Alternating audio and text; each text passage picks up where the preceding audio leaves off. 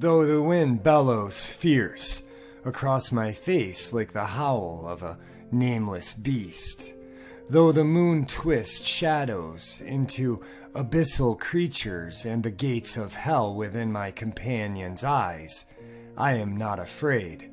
I will be, he promises, but not yet.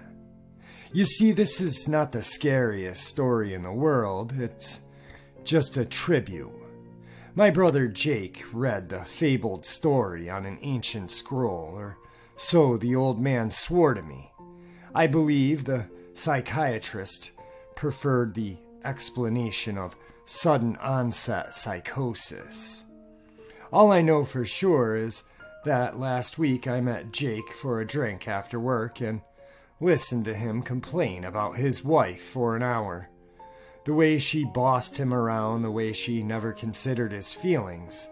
Then on to ramble about his job and a camping trip he and his coworkers had planned to get away from it all. 3 days later, I received a phone call from the police station. Did I know Jake? Of course, he's my brother. Did I know why his naked body was covered in blue paint, or why he was running down Main Street screaming at pigeons? No, officer, I'm not sure why he was doing that. Speaking to Jake in the hospital was the most difficult thing I've ever had to do. His eyes were milky pools, which bulged so disgustingly from their sockets that I was afraid they'd fall out. His breathing came into short bursts of ragged gasps, as though he was constantly forgetting and then being reminded that he was being chased. Even his skin seemed to have aged, fresh wrinkles threatening to melt off his face entirely. I've never knew a nobody. Nobody never knew me. He repeated that line frequently, sometimes looking in my direction, though never seeing me.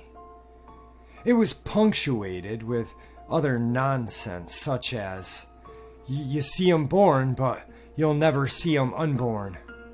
Or, I felt it drinking me like I was a bottle and it couldn't be quenched. I couldn't make heads or tails of it, neither could our parents or our relatives, or any of the long line of doctors who paraded through the room.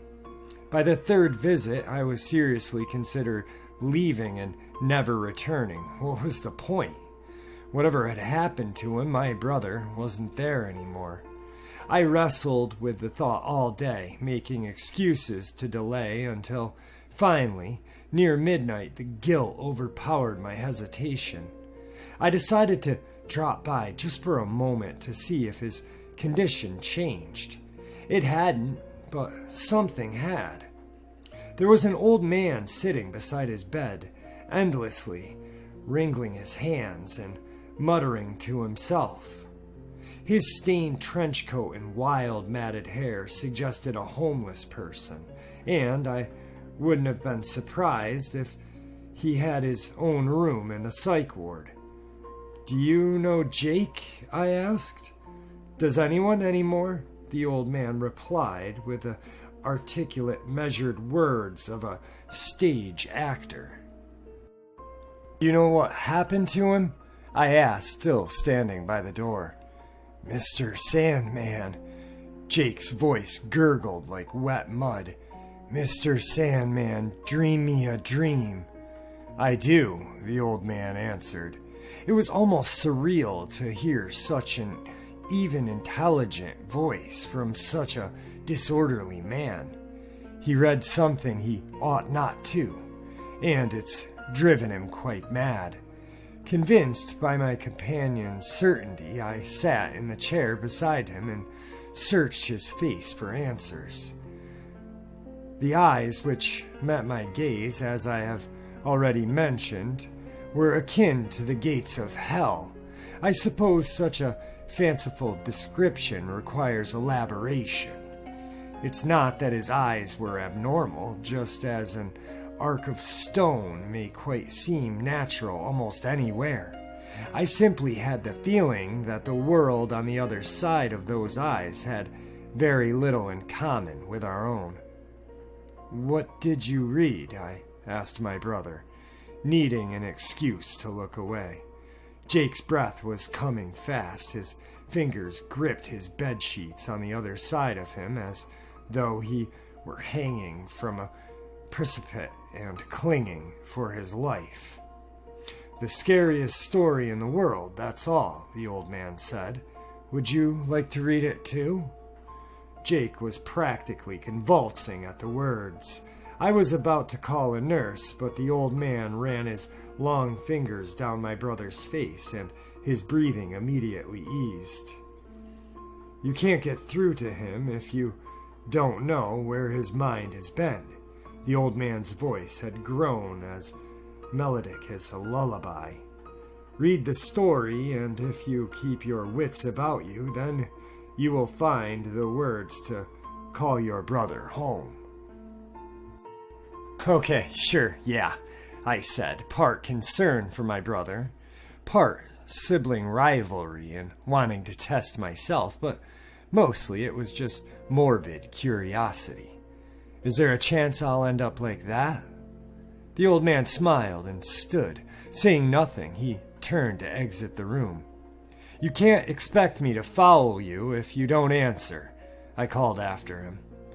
"I absolutely can," he replied, and he was gone. And of course he was right. How could I not follow that begging question mark? And so the wind howled as I walked into the night with my companion. I asked him his name, and his voice betrayed nothing when he answered, "Mr. Sandman." I assume it was in jest, but I can't be certain. While we walked, he told me the tale of the Demon Scroll. The story was written over the course of 4 generations, beginning in the 6th century, after the man had fathered a son. He would take up the story and pour all he knew of fear into the manuscript. Once he had contributed what he was able to, the man would collapse in insanity, passing the manuscript onto his heir when he came of age. If they knew the thing was evil, why wouldn't they just destroy it? "Will you destroy it?" "Not until I've read it." "Ah," Mr. Sandman said, tapping the side of his nose. "And so it passes each son, though they could save their father through their own sacrifice. Yet each fell as their fathers had into madness." The old man had taken a turn on the street I didn't recognize, but I was too absorbed in his tale to pay it much mind. "Well, maybe I will destroy it then, if everyone who has ever read it." "Not everyone," my companion interrupted. 4 generations passed the scroll until one son endured the trial. He maintained his sanity, helped his father to recover, and even prospered for his greater sight into the heart of terror. Such was his love for the fear he found that he kept the scroll hidden and safe until your brother discovered it, by accident, of course. "What happened to the boy? And how do you know this?" The old man smiled over his shoulder, saying nothing. "Well, what made him different that allowed him to prevail?" I pressed. "The boy wasn't brave like the others." Mr. Sandman had left the road entirely and was now walking along the dirt path through the dark copse. I was helpless to follow. "When you are brave, you fight against fear as though to conquer it. Only the cowardly know how to make the fear their friend, as the boy once did. Here we are, though, just where your brother left it." Mr. Sandman reached into a rotting stump to produce the scroll. It was the length of animal hide, about 3 feet tall, its surface yellowed and edges burned or tattered by age. He offered it to me freely, and I accepted. "Can't you give me an idea of what to expect?" I asked. The thing was clenched in my hand, still rolled. "I already have." His eyes didn't waver, fixed on my own. The wind held its breath as I held mine. I nodded, my mind made at last. Still meeting Mr. Sandman's eyes, I took a lighter from my pocket and set the flame to the scroll.